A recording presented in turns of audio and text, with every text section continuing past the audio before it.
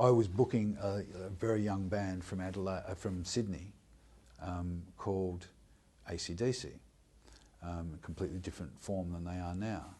They get dressed up in weird clothes and everything, but the core of the band was a rock and roll beat, a Chuck Berry type rhythm, and you could see that Malcolm and Angus were going to make it. You could see they were going to be in a success. The band was going to be successful, and they were kids. You know, they were Angus was 12 years younger than Bon, and Malcolm was 6 years younger. So, you know, they were very much kids. I used to book AC/DC a lot, mainly because their mentor and big brother, George, who Bon and I had befriended during our Valentines days when they were in the Easy Beats. I mentioned that they were our favourite band. They also wrote some songs for us. And George and I remained, I wouldn't say friends, but certainly acquaintances, in touch with each other a lot. I loved George and loved his music and loved his attitude and all that sort of stuff, and had a kind of simpatico for him. And he wanted me to look after AC/DC's interests when they were in Adelaide. And when they couldn't get work, he'd phone me up and say, Vince, you know, can you take them down, you know, for a week, because, you know, they need to get out of Sydney or whatever. And I would.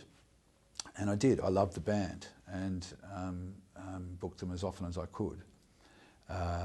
They had a couple of managers, one in particular who was a good guy. Used to be, I think at one stage he may have even sung for them as singer. And he was the guy that always used to get the cash. One time, after they'd been down 4 or 5 times, George gave me a call and said, you know, what happened to the money that the boys got last time? They didn't get any. And I said, well, I gave it to their manager. And he said, well, listen, do me a favour, he's going to get the sack. Next time they're over, give it to Malcolm. He's the man you give the cash to now. And he said, by the way, do you know any singers around? Because we're going to sack the singer as well. And I said, no, well, I don't offhand, but I'll think about it. And then I thought about it and thought, well, you know, the obvious choice is Bon. Even though there's a huge age difference, he's dying to get back to it. He's a great singer, and maybe this is just what he needs. Because I always used to think that Fraternity were just a little bit too serious for Bon. Although it was good for him at the time to confirm his own belief in himself as a musician, it wasn't really what he wanted to do. It was a serious band. You know, they were serious, and they didn't have that rock and roll edge. In terms of outlook of life, that rebellious outlook that, you know, comes from a straight up rock and roll band. And he, I mentioned, after thinking about it, I then realised that Bon's the obvious choice for them. After seeing them for quite a few times, I thought, well, what they need is someone like Bon. So I phoned George and said, listen, what about Bon? Because of course he remembered who Bon was. And he said, well, he's a bit old, isn't he? And I said, well, no, I don't think he is. I think he's going to be okay for him. You know, he's young in spirit, he's young in mind, he doesn't look old. And he said, well, you know, why don't you get him to go out and have a look at the band? And I said, okay, well, you know, he can hardly walk at the moment, but I'll get him out there and see what he thinks. And they were playing at a hotel called the Paraka Hotel out in Elizabeth, which is a satellite town of Adelaide, where most English and Scottish people went to live when they migrated to Australia.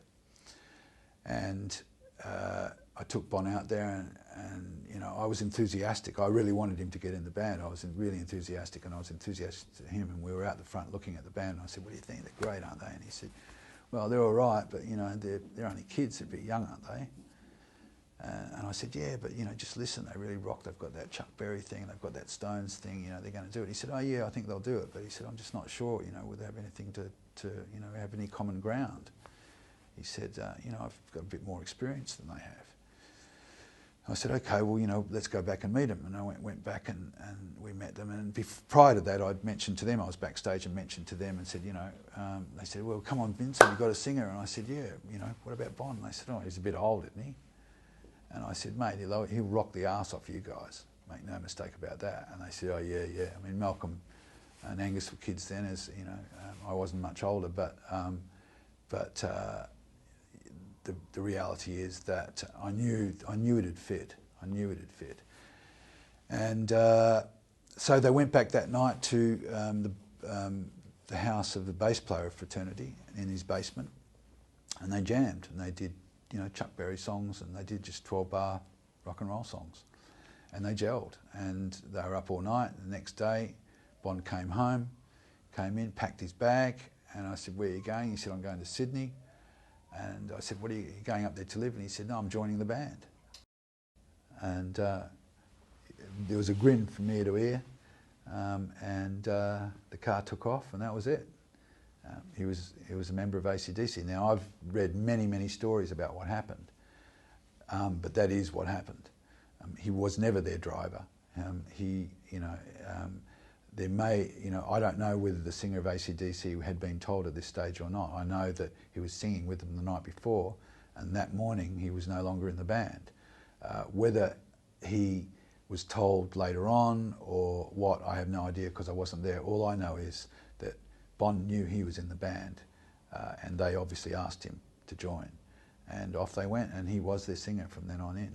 And the times I saw them from then on were when he came to Adelaide, a couple of times when I went to Melbourne, a couple of times when I went to Sydney, and once in Atlanta, Georgia, when the band was on the brink of breaking through. But he kept in touch with us all the time, with cards, letters, as he did with all his friends. He was a great letter writer, Bon was, and he was a great communicator to his friends, as he was with everybody, but with his friends he wrote intimate letters, personal letters, and I think it's fair to say probably for the next 5 years. I mean, people forget he was only in AC/DC for 5 years. He died at 33, so there were 28 other years of Bond that, created a whole lifetime's worth of friends.